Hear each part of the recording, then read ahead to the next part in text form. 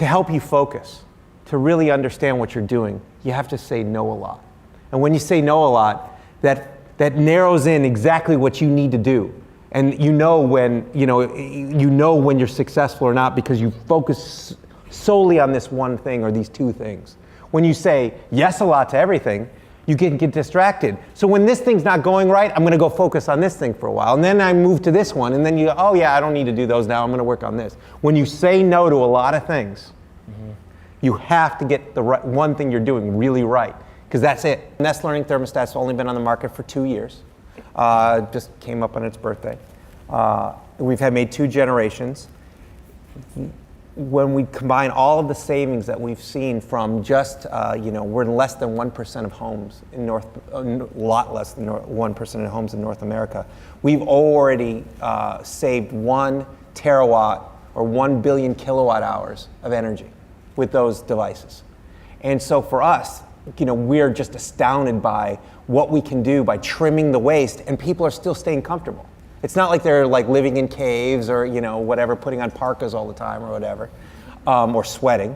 They're literally still comfortable. So there's so much waste that we can trim back. And so for us, a billion kilowatt hours, that's equivalent to a weekday in the U.S. during the day, 15 minutes, just the entire U.S. energy consumption for 15 minutes.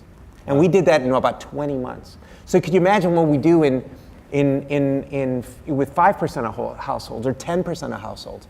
We're worrying about all this extra generation capability and all the renewables that we can put on the roofs and getting enough wind power and all these other things.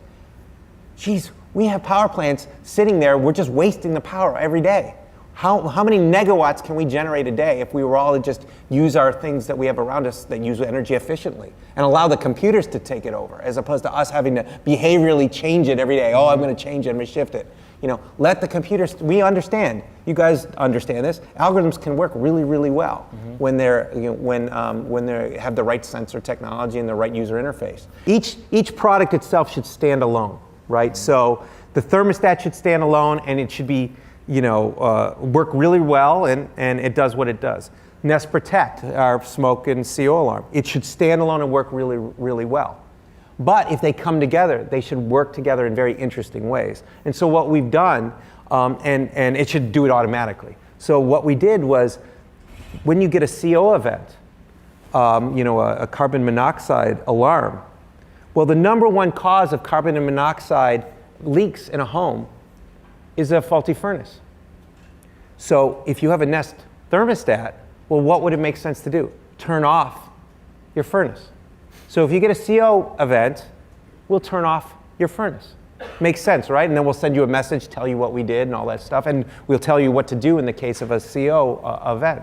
But that is just one of those really basic things that seems to make total sense.